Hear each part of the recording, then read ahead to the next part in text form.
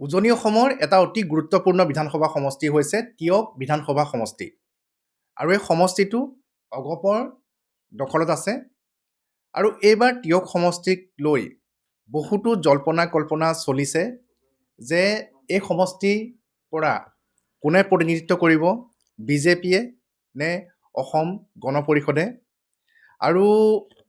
প্ৰাৰ্থিত্ব প্ৰত্যাশীৰ সংখ্যাও বহুত বেছি বহু লোকে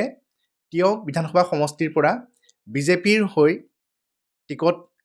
টিকটৰ দাবীদাৰ হৈ আছে ইতিমধ্যে আমি যোৰহাট জিলা বিজেপিৰ সভাপতি শান্তনু পূজাৰী ডাঙৰীয়া এগৰাকী অন্যতম দাবীদাৰ কিন্তু তাৰ সমান্তৰালকৈ বহু বছৰ পূৰ্বৰে পৰা টিয়ক সমষ্টিত কাম কৰি আহিছে আৰু এগৰাকী নেতাৰ দৰে টিয়ক অঞ্চলটোৰ ইমূৰৰ পৰা সিমূৰলৈ ঘূৰি আহিছে আৰু সেয়া হৈছে ঈশ্বৰ প্ৰসন্ন বৰদলৈ ডাঙৰীয়া আৰু এইবাৰ ঈশ্বৰ প্ৰসন্ন বৰদলৈ ডাঙৰীয়াক লৈ ব্যাপক চৰ্চা চলি আছে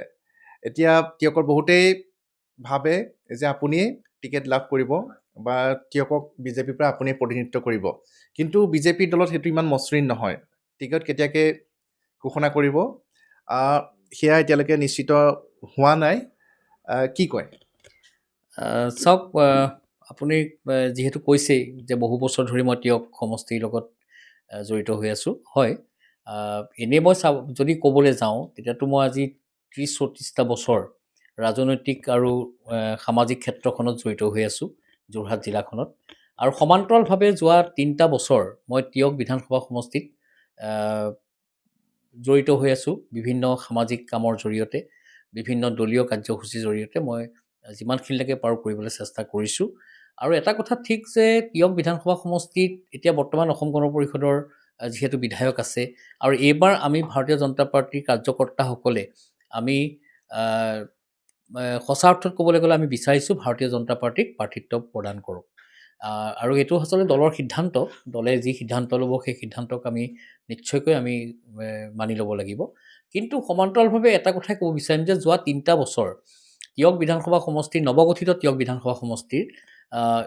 প্ৰত্যেকখন গাঁও প্ৰত্যেকটো পঞ্চায়ত প্ৰত্যেকটো চুবুৰী প্ৰত্যেকটো অঞ্চললৈ মই যাবলৈ চেষ্টা কৰিছোঁ আৰু নিজৰ ব্যক্তিগতভাৱে চৰকাৰীভাৱে যিখিনি সুবিধা মই ৰাইজক দিব লাগে সেইখিনিৰ কাৰণেও মই প্ৰচেষ্টা হাতত লৈছোঁ আৰু লগতে মই ব্যক্তিগতভাৱেও টিয়ক বিধানসভা সমষ্টিৰ বিভিন্ন নামঘৰ মন্দিৰ মছজিদ বা বিভিন্ন উপাসনাস্থলীলৈ মই ব্যক্তিগতভাৱে মই উন্নয়নৰ কাৰণে মই অনুদান আগবঢ়াইছোঁ সমান্তৰালভাৱে মই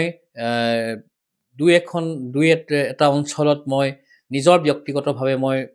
পথ যি জৰাজীৰ্ণ পথো নিৰ্মাণ কৰি দিছোঁ আৰু লগতে নিৰাশ্ৰয়া মহিলা বা নিৰাশ্ৰয়া ব্যক্তিসকল যিসকলৰ পঞ্চায়তৰ পৰা যিখিনি আমাৰ প্ৰধানমন্ত্ৰী আৱাস যোজনা পাবৰ কাৰণে তেখেতসকলৰ কাগজ পত্ৰৰ কিছু অসুবিধা কাৰিকৰী কিছু বিজুতিৰ কাৰণে তেওঁলোকে পোৱা নাই সেইসকলক মই নিজৰ গাঁঠিৰ ধনেৰে মই ঘৰ বনাই দিবলৈ চেষ্টা কৰিছোঁ সমান্তৰালভাৱে মই ৰাতিপুৱাৰ পৰা ৰাতিলৈকে মই টিয়ক বিধানসভা সমষ্টিৰ অন্তৰ্গত দৰিদ্ৰ সীমাৰেখাৰ তলত থকা ব্যক্তিসকলৰ চিকিৎসাৰ ক্ষেত্ৰত মই সদায় মানে সহায় কৰি আহিছোঁ আজিও মই ৰাতিপুৱাৰ পৰা যোৰহাট মেডিকেল কলেজত মই কেইবাগৰাকীও ৰোগীক সাক্ষাৎ কৰি মই যিমানলৈকে পাৰোঁ আমি সেইটো দেখা পাই আহিছোঁ কিন্তু সেইখিনি আপুনি যিখিনি কাম কৰি আহিছে তাৰ বিপৰীতে নিৰ্বাচনত দলৰ শীৰ্ষ নেতৃত্বই টিকেট প্ৰদান কৰাটো সেইটো এটা পৃথক বিষয় হয় এটা কথা চৰ্চা চলিছে যে টিকট যোনে নাপাওক আপুনি কিন্তু তাত নিৰ্বাচন খেলিবই হয়নে কথাটো নাই সেইটো নহয় ৰাইজে বিচাৰিছে ৰাইজে কৈছে এইটো চাওক মই মুকলিকৈ কৈছোঁ কাৰণ মোৰ সভাবিলাকক আপোনালোকে দেখিছে আপোনালোকে নিজেও দেখিছে মোৰ সভাবিলাকত যথেষ্ট মানুহ হয় মহিলা পুৰুষ বৃদ্ধ যুৱকসকল বিশেষকৈ মহিলাসকলৰ মোৰ সভাসমূহত বা মোৰ প্ৰতি তেখেতসকলৰ মৰম আগ্ৰহটো অলপ বেছি আৰু সেইটো মই নিজেই প্ৰত্যক্ষ কৰাৰ লগতে ৰাইজেও প্ৰত্যক্ষ কৰিছে আৰু ৰাইজে মোক এইটো কথাও কৈছে যে আপোনাক বিধায়ক হিচাপে এবাৰ টিয়কপা আমাক লাগিব সেই কথাটো ৰাইজৰ দাবী দেই এইটো মোৰ দাবী নহয় কিন্তু সেইটো সম্পূৰ্ণ নিৰ্ভৰ কৰিব দলৰ নেতৃত্বৰ ওপৰত আৰু দলৰ নেতৃত্বৰ বিপৰীতে মই কেতিয়াও যোৱা এজন ব্যক্তি নহয় গতিকে মই নিৰ্বাচন খেলিমেই বুলি কথা নহয় কাৰণ দলেতো মোক টিকেটটো দিব লাগিব তেতিয়াহে মই খেলিব পাৰিম কিন্তু মই আপোনালোকৰ জৰিয়তে মই অসমৰ মাননীয় মুখ্যমন্ত্ৰী ডক্টৰ হিমন্ত বিশ্ব শৰ্মা ডাঙৰীয়া লগতে ভাৰতীয় জনতা পাৰ্টীৰ ৰাজ্যিক সভাপতি দিলীপ শইকীয়া ডাঙৰীয়াকে প্ৰমুখ্য কৰি ৰাজ্যিক তথা কেন্দ্ৰীয় নেতৃত্বক মই অনুৰোধ জনাম যে আমি আজি মই নিজে ব্যক্তিগতভাৱে যিখিনি কাম কৰি আছোঁ, মোক এনেকুৱাকৈ কৈছে, মই নিজৰ কথা ক'ব নাপায়, এনেকুৱাকৈ কৈছে যে আপুনি বিধায়কৰ দৰে কাম কৰি আছে। তেনেকৈ ধৰণেও বহু কথা ওলাইছে। আপুনি